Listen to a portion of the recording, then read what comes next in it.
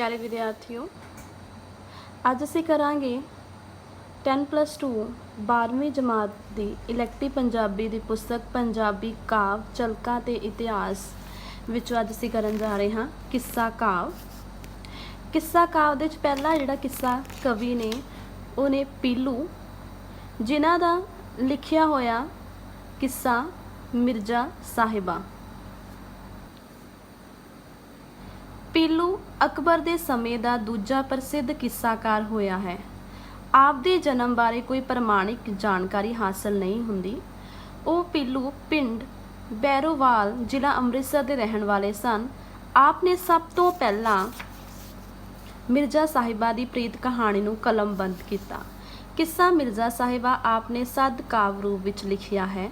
ਇਸ ਦਾ ਇੱਕ ਵਿਸ਼ੇਸ਼ ਗੁਣ ਇਹ ਵੀ ਹੈ ਕਿ ਇਸ ਵਿੱਚ ਮਾਝੇ ਦੀ ਸਿੱਧੀ ਸਾਦੀ ਬੋਲੀ, ਢੁਕਵੇਂ ਅਤੇ ਨਾਟਕੀ ਬਿਆਨ ਅਤੇ ਢੁਕਵੇਂ ਅਲੰਕਾਰਾਂ ਦੀ ਵਰਤੋਂ ਕਰਕੇ ਤਤਕਾਲੀ ਸਮਾਜ ਦਾ ਚਿੱਤਰ ਪੇਸ਼ ਕੀਤਾ ਗਿਆ ਹੈ। ਹਾਫਿਜ਼ ਬਰਖੁਰਦਾਰ ਅਤੇ ਅਹਿਮਦ ਯਾਰ ਨੇ ਪੀਲੂ ਦੀ ਕਾਵਿ ਕਲਾ ਨੂੰ ਬਹੁਤ ਸਲਾਹਿਆ ਹੈ।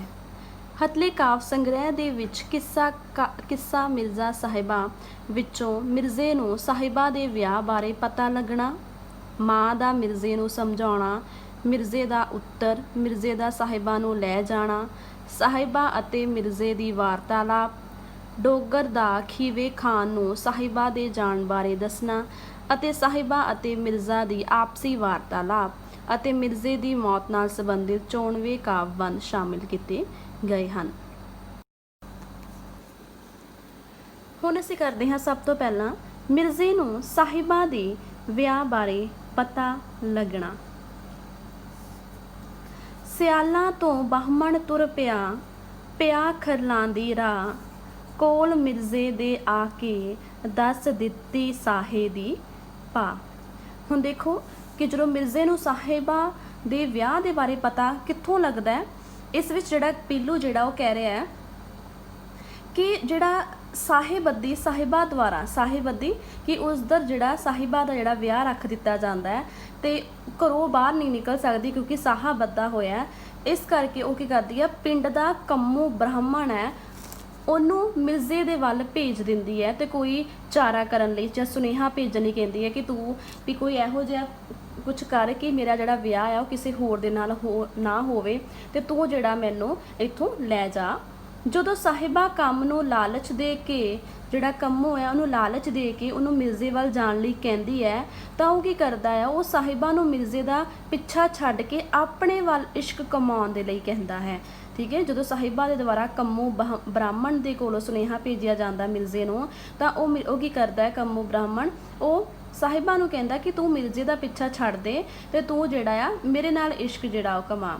ਤੇ ਜਦੋਂ ਇਹ ਗੱਲ ਸੁਣ ਲੈਂਦੀ ਹੈ ਸਾਹਿਬਾ ਤੇ ਉਹ ਬਹੁਤ ਗੁੱਸੇ ਵਿੱਚ ਆਉਂਦੀ ਹੈ ਤੇ ਉਹ ਜਿਹੜਾ ਆ ਉਹਨੂੰ ਕਹਿੰਦੀ ਹੈ ਕਿ ਆਪਣੇ ਬਾਪ ਤੇ ਭਰਾਵਾਂ ਤੇ ਹੋਰ ਮੁੰਡਿਆਂ ਦੇ ਕੋਲ ਤੈਨੂੰ ਸਜ਼ਾ ਦਵਾਏਗੀ, ਧਮਕੀ ਦਿੰਦੀ ਹੈ। ਤਾਂ ਉਸ ਸਮੇਂ ਜਿਹੜਾ ਆ ਉਹ ਕੰਮੂ ਬ੍ਰਾਹਮਣ ਜਿਹੜਾ ਆ ਉਹ ਸਾਹਿਬਾ ਦੇ ਕੋਲੋਂ ਜਿਹੜਾ ਮਾਫੀ ਮੰਗਦਾ ਹੋਇਆ ਤੇ ਜਿਹੜਾ ਉਹਦਾ ਸੁਨੇਹਾ ਆ ਉਹ ਮਿਰਜ਼ੇ ਦੇ ਵੱਲ ਲੈ ਕੇ ਜਾਂਦਾ ਹੈ। ਹੁਣ ਦੇਖੋ ਸਿਆਲਾਂ ਤੋਂ ਬਾਹਮਣ ਤੁਰ ਪਿਆ ਕਿ ਕੰਮੂ ਬ੍ਰਾਹਮਣ ਜਿਹੜਾ ਆ ਉਹ ਸਿਆਲਾਂ ਤੋਂ ਚੱਲ ਪਿਆ ਆ। ਠੀਕ ਹੈ, ਤੇ ਖਰਲਾਂ ਦੇ ਪਿੰਡ ਦਾਨਾਬਾਦ, ਸਿਆਲਾਂ ਤੋਂ ਮਤਲਬ ਸਾਹਿਬਾ ਦੇ ਪਿੰਡ ਤੋਂ ਤੇ ਖਰਲਾ ਜਾਂਦਾ ਆ ਪਿੰਡ ਦਾਨਾਬਾਦ ਜਾਂਦਾ, ਮਿਰਜ਼ੇ ਦੇ ਪਿੰਡ ਵੱਲ ਚਲਾ ਜਾਂਦਾ ਆ ਤੇ ਮਿਰਜ਼ੇ ਦੇ ਕੋਲ ਜਾਂਦਾ ਹੈ ਤਾਂ ਉਸ ਸਮੇਂ ਜਿਹੜਾ ਆ ਉਹ ਸਾਹਿਬਾ ਦੇ ਸਾਹਿਬੱਦੀ ਹੋਣ ਦੀ ਜਿਹੜੀ ਸਾਰੀ ਖਬਰ ਜਿਹੜੀ ਆ ਉਹ ਮਿਰਜ਼ੇ ਨੂੰ ਦਿੰਦਾ ਹੈ। ਮਹਿੰਦੀ ਸਾਹਿਬਾ ਦੀ ਵਿਆਹ ਦੀ ਚੱਲ ਕੇ ਹੱਥੀ ਆਪਣੀ ਲਾ, ਭੇਜਿਆ ਸਾਹਿਬ ਦਾ ਆ ਗਿਆ ਛੇਤੀ ਹੋਈ ਤਿਆਰ।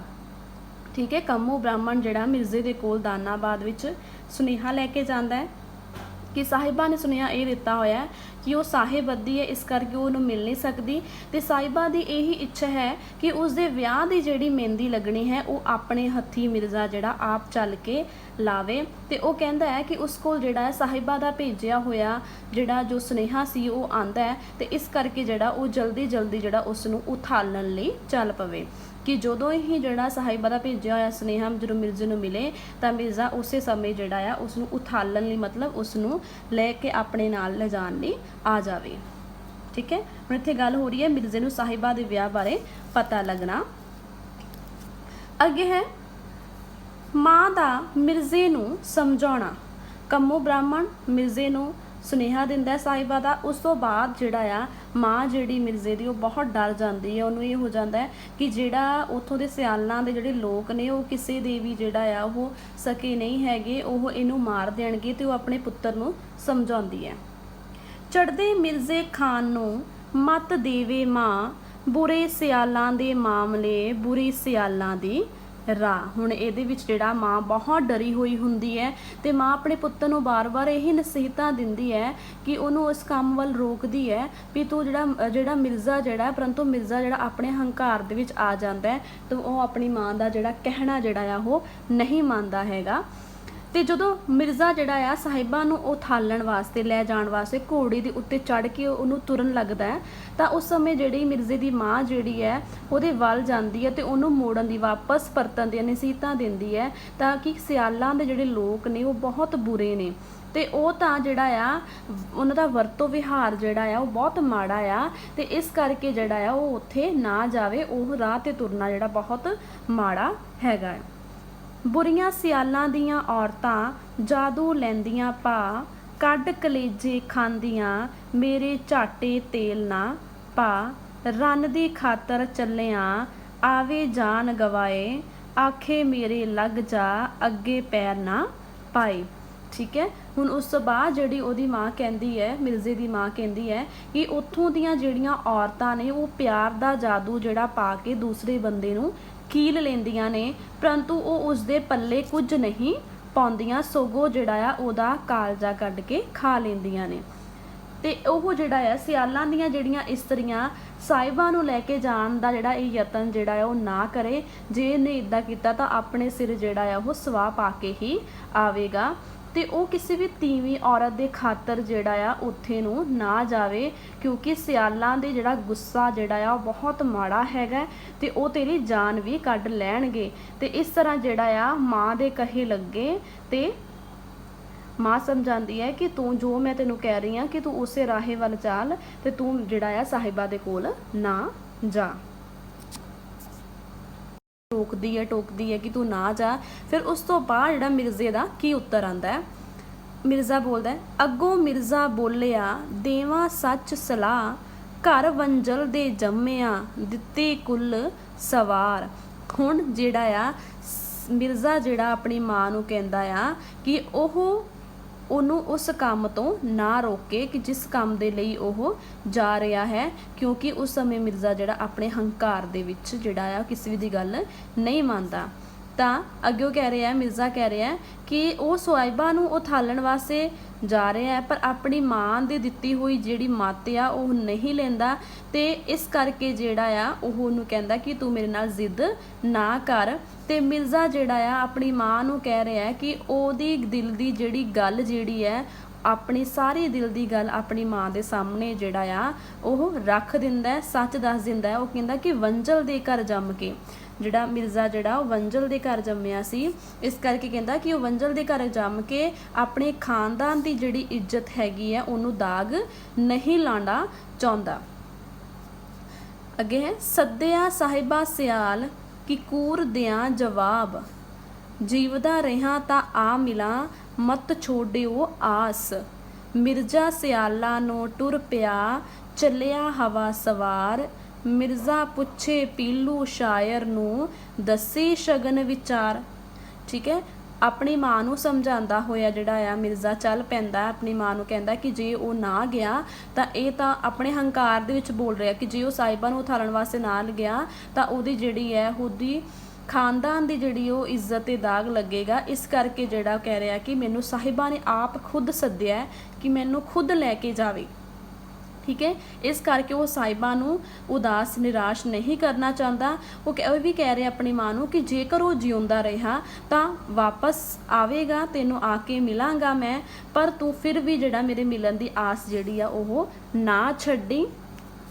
ਇਸ ਕਰਕੇ ਜਿਹੜਾ ਆ ਮਿਰਜ਼ਾ ਜਿਹੜਾ ਆ ਉਹ ਆਪਣੇ ਮਾਂ ਦੇ ਕਿਸੇ ਵੀ ਤਰਲੇ ਨੂੰ ਉਹਦੇ ਰੋਕਣ ਦੇ ਬਾਵਜੂਦ ਜਿਹਦਾ ਉਹ ਨਹੀਂ ਮੁੜਦਾ ਹੈਗਾ, ਆਪਣੀ ਜ਼ਿੱਦ ਤੇ ਜਿਹੜਾ ਉਹ ਅੜਿਆ ਰਹਿੰਦਾ ਆ।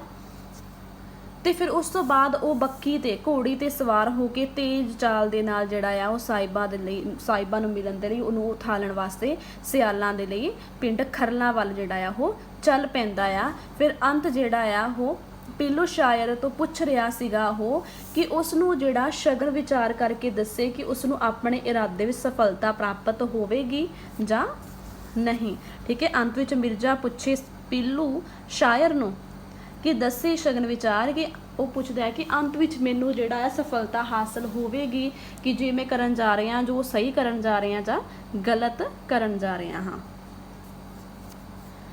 ਅੱਗੇ ਮਿਰਜ਼ੇ ਦਾ ਸਾਹਿਬਾਂ ਨੂੰ ਲੈ ਜਾਣਾ। ਅੱਗੋਂ ਮਿਰਜ਼ਾ ਬੋਲਦਾ ਤੂੰ ਸੁਣ ਜਾਮ ਲੋਹਾਰ ਕਿਆ ਸੁੱਤਾ ਕਿਆ ਜਾਗਦਾ ਕੀ ਤੂੰ ਗਿਆ ਪਵਾਰ। ਮਜ਼ਦੂਰੀ ਲੈ ਲਈ ਆਪਣੀ ਕਿੱਲਿਆਂ ਦੇਈ ਹਜ਼ਾਰ ਜੇ ਤੂੰ ਭਾਈ ਧਰਮ ਦਾ ਸਾਹਿਬਾ ਟੋਰੀ ਨਾਲ। ਹੁਣ ਜਿਹੜਾ ਮਿਰਜ਼ਾ ਜਿਹੜਾ ਆ ਉਹਨੂੰ ਉਥਾਲਣ ਵਾਸਤੇ ਜਿਹੜਾ ਜਾਮ ਲੋਹਾਰ, ਜਾਮ ਮਤਲਬ ਇੱਥੇ ਗੱਲ ਕੀਤੀ ਕਿ ਲੋਹਾਰ ਆ, ਇੱਕ ਲੋਹਾਰ, ਉਸ ਲੋਹਾਰ ਦੇ ਕੋਲ ਜਾਂਦਾ ਹੈ। ਠੀਕ ਹੈ, ਜਾਮ ਲੋਹਾਰ ਹੁੰਦਾ ਮਿਰਜ਼ੇ ਦਾ ਜਿਹੜਾ ਇੱਕ ਦੋਸਤ ਹੈਗਾ ਆ। ਪਵਾਰ ਹੁੰਦਾ ਅੱਧਾ ਸੁੱਤਾ ਹੋਇਆ, ਮੁਰਦਾ ਸੁੱਤਾ ਹੋਇਆ। ਠੀਕ ਹੈ, ਮਜ਼ਦੂਰੀ ਹੁੰਦੀ ਹੈ ਮਿਹਨਤ।